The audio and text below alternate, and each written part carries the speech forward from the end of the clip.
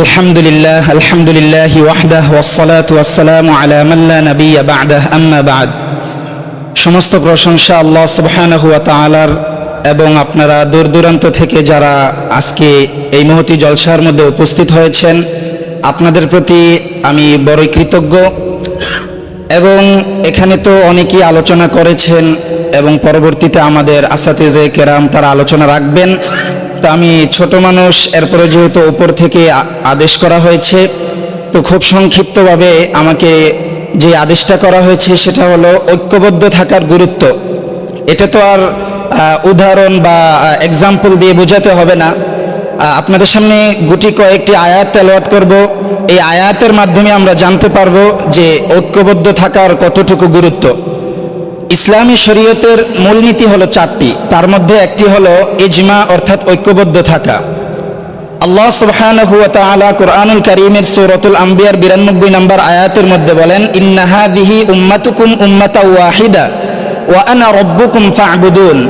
নিশ্চয়ই তোমাদের মধ্যে একটি উম্মত, একটি জাতি, আমি তোমাদের রব, তোমরা আমারই ইবাদত করো। আল্লাহ রাব্বুল আলামিন সূরাতুল মুমিনুনের 52 নম্বর আয়াতে ঠিক সেম আয়াত বর্ণনা করেন, ওয়া ইন্না হাযিহি উম্মাতুকুম উম্মাতাও ওয়াহিদা ওয়া আনা রাব্বুকুম ফাত্তাকুন। নিশ্চয়ই তোমাদের মধ্যে একটি জাতি, একটি উম্মত, তোমরা আমি আল্লাহ সুবহানাহু ওয়া তাআলাকে ভয় করো এবং আমি আল্লাহ রাব্বুল আলামিনেরই দাসত্ব করো।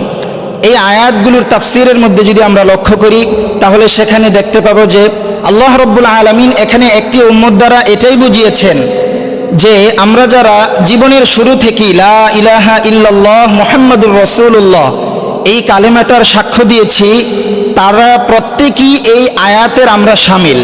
আল্লাহ রাব্বুল আলামিন আপনারা জানেন একটা প্রসিদ্ধ আয়াত সূরাত আলে ইমরানের 103 নম্বর আয়াত, ওয়া'তাসিমু বিহাবলিল্লাহি জামিআ ওয়া লা তাফাররাকু। তোমরা আল্লাহ রাব্বুল আলামিনের রজ্জুকে, রশিকে ভালোভাবে আঁকড়ে ধরো, দলবদ্ধভাবে আঁকড়ে ধরো। এখানে হাবলুল্লাহর অধিকাংশ তাফসীরের মধ্যে এসেছে অর্থাৎ আল্লাহ রাব্বুল আলামিনের কোরআনকে ভালোভাবে আঁকড়ে ধরার কথা আল্লাহ রাব্বুল আলামিন বলেছেন, ওয়ালা তাফাররাকু, তোমরা বিচ্ছিন্নভাবে চলাফেরা করবে না। আল্লাহ রাব্বুল আলামিন সূরাত আলে ইমরানের 105 নম্বর আয়াতের মধ্যে বলেন, ওয়ালা তাকুনু কাল্লাযীনা তাফাররাকু ওয়াখতালাফু মিন বা'দি মা জাআহুমুল বায়িনাত। তোমরা ওই ব্যক্তিদের অন্তর্ভুক্ত হইবে না যারা বিচ্ছিন্নভাবে চলাফেরা করে, যারা মতানৈক্য তৈরি করে এবং যাদের কাছে আল্লাহ সুবহানাহু ওয়া তাআলার সুস্পষ্ট বিধান আসার পরেও যারা অনৈক্যভাবে চলাফেরা করে তাদের তোমরা অন্তর্ভুক্ত হইবে না। যদি অন্তর্ভুক্ত হয়ে যাও তাহলে তোমাদের জন্য শাস্তি থাকবে, ওয়া উলাইকা লাহুম আযাবুন আযীম। আল্লাহ বলেন তাদের জন্য মহান শাস্তির ব্যবস্থা করা রয়েছে। নাউযুবিল্লাহ পড়েন। আল্লাহ রাব্বুল আলামিন সূরাতুল আনফালের 46 নম্বর আয়াতের মধ্যে বলেন, ওয়া আতিউল্লাহ ওয়া রাসূলা, তোমরা আল্লাহ এবং তার রাসূলের আনুগত্য করো। ওয়ালা তানাজাউ, এবং তোমরা ঝগড়া বিবাদ ফাসাদের মধ্যে লিপ্ত হইবে না। তোমরা ফাসাদের মধ্যে লিপ্ত হলে তোমাদের অনেক বড় ক্ষতি হয়ে যাবে। কি ক্ষতি হয়ে যাবে?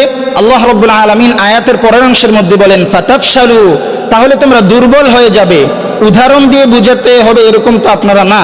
উদাহরণ দিলে দেখা যায় যে আমাদের যদি ছোট মুরগির বাচ্চা একবদ্ধভাবে দলবদ্ধভাবে চলাফেরা করে তাহলে তাদের ওপর কাক বা চিল আক্রমণ করতে পারে না।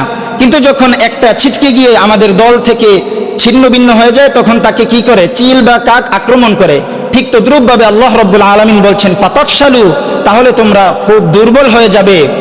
এবং শুধু দুর্বলই হবে না, ওয়া তাযহাবা রিহুকুম, এবং তোমাদের যে প্রভাব প্রতিপত্তি সেটাও বিলুপ্ত হয়ে যাবে। আরেকটি আয়াত এবং হাদিস বলে আমার সংক্ষিপ্ত আলোচনা শেষ করব।